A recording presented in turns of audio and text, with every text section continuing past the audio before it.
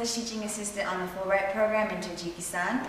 And I'm Kyle, and I am also an Fulbright English teaching assistant in Tajikistan. So today we're going to talk to you about what we've done in the last few months using debate as a form of English teaching, discussion, and community building in our posts. So we want to walk you through a little bit of the history of what we've been doing and how it could potentially apply to the country where you're teaching or visiting. Great. So we're just going to start with one definition of debate that has helped us a lot. So this is from the International Debate Education Association. And for them, debate is an essential tool for developing and maintaining democracy in open societies. More than a mere verbal or performance skill, debate embodies the ideals of reasoned argument, tolerance for diverging points of view, and rigorous self-examination. Now that definition is a little bit difficult for some of your second language learners, or third or fourth or fifth, for whom English is a new language. So how did we come to this debating? I personally had never done debate in high school or in college. It never would have occurred to me, because to me I thought you had to be totally fluent in English to have amazing command to be able to do this. But we soon realized that all of our students want practice speaking in English. And both of us began discussion clubs, talking to students, and we realized that it's really helpful to have a format and specific ways to be able to speak. So we ended up coming to debate first to practice English speaking skills, because that's something, at least in Tajikistan, that students often don't get in their schools. But then as we were learning more about it and began developing, we sort of fell in love with it because we realized how much else debate also does. Not only English speaking skills, also public speaking skills and presentation in general. And much more important, those critical thinking skills that the International Education Association defined in the previous slide. This is also something that our students mostly don't get in their school system here. And training in debate gives them an amazing opportunity to practice the kind of critical thinking that we often take for granted. More importantly, as I said, it's actually really accessible to anyone. We've done it in many different forms. I've done it with people who speak very little English in a less formal way. And then over the course of the past 7 months, we've also trained people in a much more intensive formal format. Yeah, so the point of this is to show you how it's accessible to you. And there's a lot of resources that exist already in the international community to make debate team possible in your community or in your school or in your extracurricular center. So what we're doing now is using the facilities we have to host trainings, discussion clubs, and a lot of practice debates.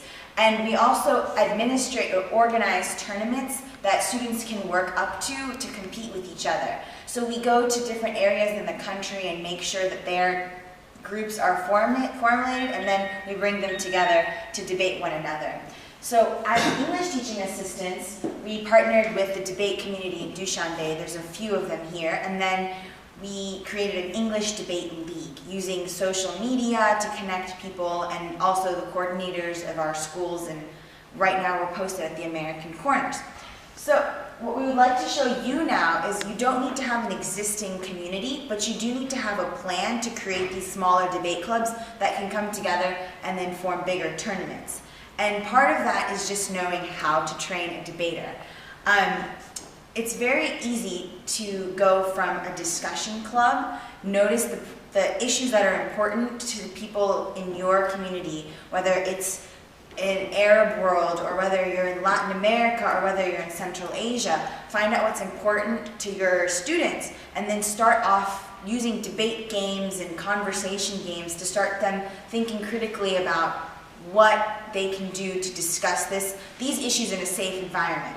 So, as a teacher, what you should know on how to train a debater is that the same conversations you're having need to then be structured in order for students with differing opinions to debate each other without it becoming a confrontation or an argument without a purpose.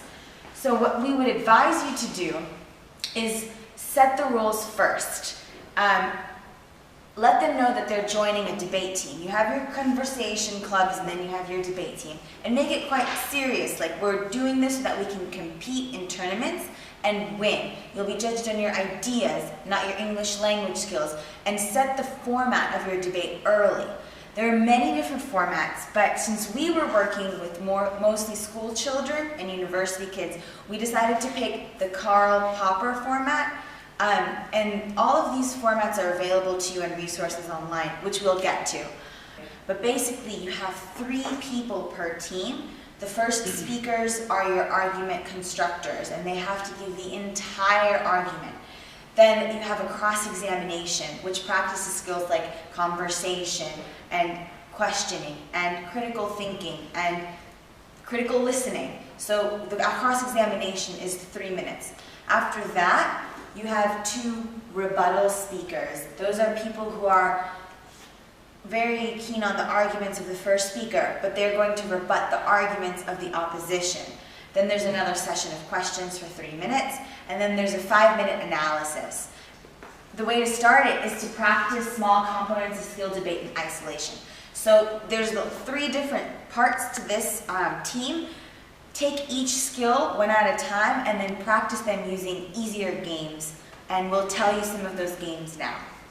So, as Ariba mentioned, we basically started by practicing these small components in very easy formats. And because, at least for me, I had little experience, this was my main source of information and games. It's idebate.org. If you go on the training link, they have tons of games that can help you. I use these to train my debating team. I also use these games to make my other classes more interesting and more fun and more interactive. So the first game that we're just going to talk you through really quickly that you can use with many different groups at many different levels. Basically, it's a partner work, so you can do it with a big group of people. The idea is you tell everyone to find your partner. And you're going to tell them they're going to do a short debate. Each person is going to get 1 minute. The first person will speak for 1 minute. You're going to tell them to stop. Then the second person will speak for 1 minute. And you're going to tell them to stop. And you repeat this several times so that the students get used to it and they understand what you mean. And every time you tell them to think about something a little bit different. So for example, the first time I played this game and I introduced it to a large group of students, I said, everyone find your partner. Okay, figure out who's older of the 2 of you. Okay, the person who is older will speak first. They will speak on the merits of trees. They will defend the fact that trees are great, are better. The second person is going to be debating the fact that stones are actually better than trees. Trees versus stones. You're right, it sounds silly, but that's what makes it great, because it makes people laugh, it makes them start talking. You do trees and stones, summer versus winter, and you tell them to listen to the other person who's talking, and you give them very strict rules. You time with your watch, start, wait 1 minute, stop, next person, and you do it again. As a teacher, I circulate and monitor while they're talking, and then in between rounds, I will ask students to say what their partner has been thinking. So after you've established the idea of listening to each other and giving time to the other speaker, you can move on to other games that go from basic speaking to actual construction of arguments, or thinking about how arguments can affect a listener. And one of the games you can do is called Thought Tunnel. It's a really fun game because you can use a sillier, thought-provoking idea like, we believe that all students should spend less time on Facebook. That gets them thinking about their life and personal experiences. Or you can do something more serious, thinking of the same theme, but we believe that the internet causes more harm to society than good. So one side would be arguing, yeah, it causes more harm. The other side says, no, it's not harming society. So how you structure the game. You get a group of around 11 or 13 people. It should be an odd number. You get 2 lines to line up. So if we had 11, you would do 5 people here on the right and 5 people on the left facing each other, forming a tunnel or a pathway, an alley. Then one person is a judge, and that person is walking down or through the thought tunnel. They have to interact with people on their left and on their right, and both sides are arguing for their side to persuade you. So it's literally hearing 2 sides almost simultaneously. And they have to go through, going one by one, and allow them about 3 to 5 minutes to do this. Once they get to the other side of the thought tunnel, they have to explain which argument was the strongest and why. There's so many questions that pop up as you're living life in your posts in your countries, and you can think about the pros and cons of that question before and then apply it into your debate training as a way for kids to start talking about things that they're passionate about. And then later, when you're doing brainstorming for resolutions, which we'll talk about more about what resolutions are, they can think back to thought tunnel and see, okay, what arguments were the best, the strongest? How do I think of the other side's arguments before I write down my arguments for my presentation or my debate? And you can refer back to the games that you played once you start preparing for tournaments and real debates with competitive teams. So the games are fun, the games really help, and they help us deal with some of the challenges. Not everything is easy. Of course, as in every English class, one of our biggest early challenges was different levels of English. I find that I can do a lot of these games with many different levels of English, and that can work, but actually training for a formal debate and asking someone to speak for 6 minutes, I can't include everyone. We also took a really long time to get past some to practice critical thinking and to practice thinking in this way. We dealt with a lot of circular arguments when we were first talking, and having a lot of patience as a teacher for helping students get to see what kind of arguments are stronger took months. I think also in a situation in which students are used to either one teacher lectures and they listen, they aren't used to a situation and really listening to their peers. It takes sort of pretty strict rule keeping to make sure everyone is paying attention and actually respecting and listening to each other. I think I say the word respect at least 5 times every time we meet. We also, along with that critical thinking, part of the beautiful challenge of debate is getting people to think about both sides of an issue or argue for something that they really don't agree with. When I was first starting, I told my students they weren't allowed to use the words right and wrong because they would get really hung up on the fact that this side was right, or they would begin to speak and say, I don't really believe this, but I'm forced to argue for this position. So getting students to change sides or realize that the whole point of debate is an exercise to make yourself think about both sides of an issue. Also, in your own class, when you can control one room, that has its own challenges. When it gets to trying to get bigger and organize a tournament, of course, that multiplies into many, many more challenges.